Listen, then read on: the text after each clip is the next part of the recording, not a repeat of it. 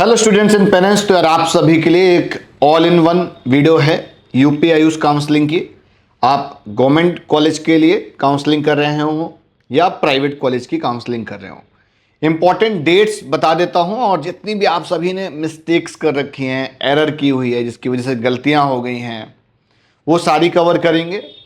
Plus जो अभी updated information है फीस स्ट्रक्चर की, कि फीस अब बीच में चेंज होके आई थी, अपडेट हो गई थी, कॉलेजेस की बढ़ गई थी, अब वापस से वही सेम फीस स्ट्रक्चर वैलिड हो चुका है और एक प्रॉपर नोटिस आया हुआ है कि भैया अगर आप एक्स्ट्रा एडिशनल चार्जेस लेंगे तो उस पर आप पे कार्रवाई हो सकती है। 50,000 तक आप सिक्योरिटी अमाउंट ले सकते हैं, उससे ज़्यादा नहीं लिया जा सकता है। रिमेंस जो ट्यूशन फीस थी वो प्रॉपर सिमिलर वही है, किसी भी कॉलेज का चेंज नहीं हुआ है। एक कॉलेज है जिसका अपडेट हुआ है, वो है नामीनाथ आगरा, जिसमें से उसकी फीस पहले 2,4,600 थी, तो इस बार 3 लाख रुपए पर ईयर हो चुकी है। जैन माइनॉरिटी का कॉलेज है। अब सबसे पहले इंपॉर्टेंट चीज ये है कि अगर आपने अभी तक रजिस्ट्रेशन नहीं किया हुआ है यूपी आयुष की ऑफिशियल वेबसाइट पर, तो आप रजिस्ट्रेशन कर दीजिए। रजिस्ट्रेशन की डेट, जो लास्ट डेट है वो 28 तारीख तक है, 3 बजे दोपहर तक। तो आप 3 बजे तक कर सकते हैं।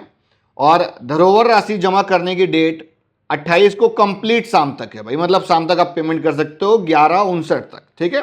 उसके बाद डॉक्यूमेंट वेरिफिकेशन की डेट है, जैसे रिजेक्ट होता है तो उसको नोटिफिकेशन ईमेल आ जाएगा, तो आप उसको री अपलोड करिएगा। वो 29 को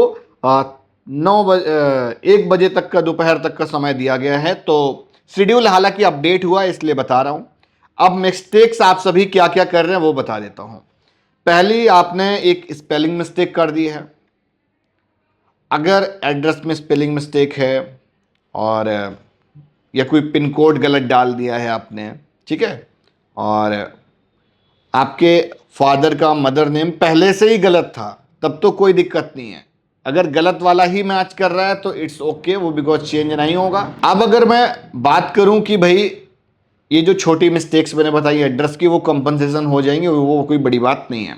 बहुत सारे लोग जब फॉर्म को फिल कर रहे हैं तो उनका ओटीपी की दिक्कत अभी भी आ रही है, तो वो पैन कार्ड का यूज करके फिल करें। पैन कार्ड नहीं है तो वो एक प्राइवेट बैंक में जाके आप अपना अकाउंट डिटेल ओपन करिए और उस अकाउंट डिटेल की हेल्प से आप अपने फॉर्म को प्रोसीड कर सकते हैं। फॉर्म में जैसे आप NEET roll number, application number डालेंगे, आप आगे के लिए प्रोसीड करेंगे, तो वहां पर आपका जो भी डेटा होगा, रिपोर्ट कार्ड होगा, वो आ जाएगा। बहुत सारे बच्चे पुराना नीट स्कोर कार्ड अपडेट कर दे रहे हैं, तो भाई 26/7/2024 को जो अपडेटेड स्कोर कार्ड आया है वही अपडेट करिएगा, या जो आपको स्क्रीन पर स्कोर दिख रहा होगा after the accessing and enter the NEET roll number and application number, तो वही आपको स्कोर कार्ड वहां पर अपडेट करना है। तो स्कोर कार्ड की समस्या खत्म हो जाएगी। अगर किसी की स्पेलिंग एरर है तो एक एफिडेविट बनवा लेना, तो वो वैलिडेट हो जाएगा। अब हम आ जाते हैं डोमिसाइल सिलेक्शन और कैटेगरी सिलेक्शन पर। ये दो बड़ा कंफ्यूज कर रहे हैं। डोमिसाइल सिलेक्शन पर बहुत सारे बच्चे ने, देखो उसका एक सिंपल सा, डोमिसाइल किस बच्चे का लेगा, वो उन बच्चों का लेना चाहता है जो यूपी के गवर्नमेंट कॉलेज की सीट को क्लेम करना चाहते हैं। समझ गए आप बात को? जो गवर्नमेंट कॉलेज की सीट को क्लेम करना चाहते हैं। यूपी का जो रूल है वो ये है कि अगर बच्चे ने 10th-12th बाहर से भी किया हुआ है, अगर उसके पास डोमिसाइल यूपी का है तो वो वैलिड होगा, ठीक है। फॉर एग्जाम्पल, अगर आप बाहर से हो और आप यूपी की काउंसलिंग में प्राइवेट कॉलेज के लिए आप काउंसलिंग कर रहे हैं, तो आप डोमिसाइल जब सिलेक्ट करेंगे तो वहां पर दो ऑप्शन आएंगे। एक तो पहले पूछता है कि 10th-12th यूपी से है, तो पूछेगा ही नहीं। 10th-12th यूपी के बाहर से है, तो उसमें 3 ऑप्शन आते हैं। उन तीनों में से अगर आप कोई भी सिलेक्ट करेंगे फिर आप डोमिसाइल पे जाएंगे। तो फिर आपसे पूछता है कि अगर आपके पास डोमिसाइल है तो हिंदी में एक शासनादेश संख्या लिखी है, अगर यूपी का डोमिसाइल है तो वो सिलेक्ट करेंगे और यूपी का डोमिसाइल अपलोड करेंगे, तो आपका यूपी का डोमिसाइल क्लेम हो जाएगा और सरकारी कॉलेज की चॉइस फिलिंग भी आपके पोर्टल पर आने लगेगी। अगर यूपी का डोमिसाइल नहीं है, यूपी के बाहर के रहने वाले हो, बिहार से हो, हरियाणा से हो, राजस्थान से हो, पंजाब से हो, महाराष्ट्र से हो, और आप प्राइवेट बीएमएस की काउंसलिंग कर रहे हो, तो none of domicile UP select करेंगे और हम फॉर्म में आगे प्रोसीड करेंगे। अब आ जाते हैं हम कैटेगरी पर। बहुत सारे बच्चों को कैटेगरी पर भी कंफ्यूजन था। कैटेगरी में आपको यह करना है कि जो भी आपकी जिस भी आप स्टेट से हो, आपको वहां का अपने स्टेट का कैटेगरी सर्टिफिकेट अपलोड करना है। हो सकता है अगर आप सेंट्रल का सर्टिफिकेट अपलोड करें तो कैंसिल कर दिया जाए, तो परेशान होने की नीड नहीं है। ये सिर्फ उन बच्चों में दिक्कत आएगी जो कैटेगरी से क्वालिफाइड है। मैं बोलूंगा जो जनरल से क्वालिफाइड हैं तो उनको जनरल के ही एज एन अनरिजर्व्ड वहां पर सिलेक्ट कर देना चाहिए, तो आपसे डोमिसाइल सॉरी आपसे कैटेगरी मांगेगा ही नहीं और आप फॉर्म में आगे प्रोसीड हो जाओगे। और उसके बाद बहुत सारे लोगों ने ईमेल आईडी गलत डाल दिया, मोबाइल नंबर गलत डाल दिया है, तो भैया इन लोगों को कुछ नहीं हो सकता है। ईमेल आईडी अगर जो आपने डाली है वो एग्जिस्ट नहीं करती तो नया ईमेल सेम क्रिएट कर सकते हो। मोबाइल नंबर गलत डाल दिया है या किसी काउंसलर ने अपना डाल दिया है, वो जबरदस्ती कर रहा है कि हम यही कॉलेज डालेंगे, तो मुझे ज़रूर ईमेल करना, मेरी टीम को ज़रूर इन्फॉर्म करना, नंबर डिस्क्रिप्शन पर है। ये सारी समस्याएं हैं। एक प्रॉब्लम और आ रही है कि भैया अभी तक जो पुराना कट ऑफ था 164 था क्वालिफाइंग, बट 163 और 162 वालों का ले नहीं रहे वो लोग, नॉट एलिजिबल दिखा दे रहा है। सेम ओबीसी में 129 वाले का 128 वाले का नहीं हो रहा, 127 वाले का नहीं हो रहा है। तो ये जो नॉट एलिजिबल हो रहा था होप सो अब होना स्टार्ट हो गया होगा, बिकॉज इससे पहले कट ऑफ का जो एलिजिबिलिटी था पोर्टल का वो पुराना वाला था, तो ये भी अपडेट हो गया है। बहुत सारे बच्चों की पेमेंट नहीं हो रही। पेमेंट किसकी नहीं हो रही? 2000 वाली नहीं हो रही, क्योंकि यूपीआई एक्टिव नहीं हुआ है और हम यूपीआई चलाते हैं। तो देखो किसी न किसी नेट बैंकिंग के प्लेटफॉर्म से आप करा लीजिए, बट 50,000 की पेमेंट आप अपने पास से ही करिएगा ताकि वो रिफंड आपके पास आए, ठीक है।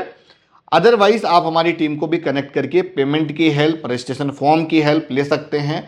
हमारी टीम और हम कर रहे हैं फ्री काउंसलिंग, इसलिए परेशान होने की, चिंता करने की कोई ज़रूरत नहीं है। जिसने जो भी मिस्टेक की हुई है वो चेंज नहीं हो सकती है, तो आपको एक ईमेल करना है। ईमेल और वहाँ के जो सपोर्ट नंबर्स हैं वो आपको डिस्क्रिप्शन पर दे दिए गए हैं और साइड बार स्क्रीन पर भी दिख रहे होंगे। फिर भी आपको लगता है कि गलत डिटेल डाल दी है, हमारा कैटेगरी रिजेक्ट हो जाएगा, तो आप एज एन जनरल कंसीडर किए जाएंगे और आप आगे की काउंसलिंग में पार्टिसिपेट कर पाएंगे। और अगर आपको बहुत डर लग रहा होगा कि हम सर नोडल सेंटर जाएंगे तो वहां पर गड़बड़ी हो जाएगी, तो नोडल सेंटर पर आपको हम जरूर मिलेंगे, हमारी पूरी टीम मिलेगी जो कि आपको फिजिकल वेरिफिकेशन के ड्यूरेशन पे आपको हेल्प करेगी।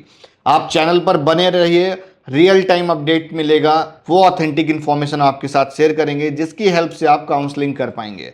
तो कॉलेजेस के फीस स्ट्रक्चर्स फिक्स हो चुके हैं, तो इसलिए अपडेटेड फीस स्ट्रक्चर का पीडीएफ वेबसाइट पर आ गया है। यहाँ पर साइट पर स्क्रॉल भी कर रहा होगा तो वो भी आप देख सकते हैं। तो जो एपेक्स की दिक्कत आ रही थी, तो एपेक्स का सेम फीस स्ट्रक्चर यार जो पुराना वाला था, जो कॉलेज से कमिटमेंट किया गया था, वही सिमिलर फीस स्ट्रक्चर स्टूडेंट्स के लिए वैलिड है। बहुत सारे कॉलेजेस हैं और जहां पर सिक्योरिटी अमाउंट आ गया था बट कॉलेज नहीं ले रहा था, तो वो भी अपडेट हो गया है। जो हमारे स्टूडेंट्स की जो भी काउंसलिंग कर रहा है, जो भी काउंसलर, जो भी कॉलेज सजेस्ट कर रहा है, तो हमने आपको जो भी फीस स्ट्रक्चर पहले बताया था वही आपसे लिया जाएगा, कोई भी इन्हेंसमेंट नहीं हुआ है। तो वीडियो आज की यहीं तक, और इसी तरीके से वीडियोज पाने के लिए चैनल को सब्सक्राइब करिए। और अब हम वेट करेंगे मेरिट लिस्ट का। जिस दिन मेरिट लिस्ट आउट होगी हम उस पर भी एक एनालिसिस लेकर आएंगे कि क्या इस बार की एक्सपेक्टेड कट ऑफ होने वाली है प्राइवेट कॉलेजेस के लिए। तो मिलते हैं नेक्स्ट वीडियो में, तब तक के लिए बाय बाय।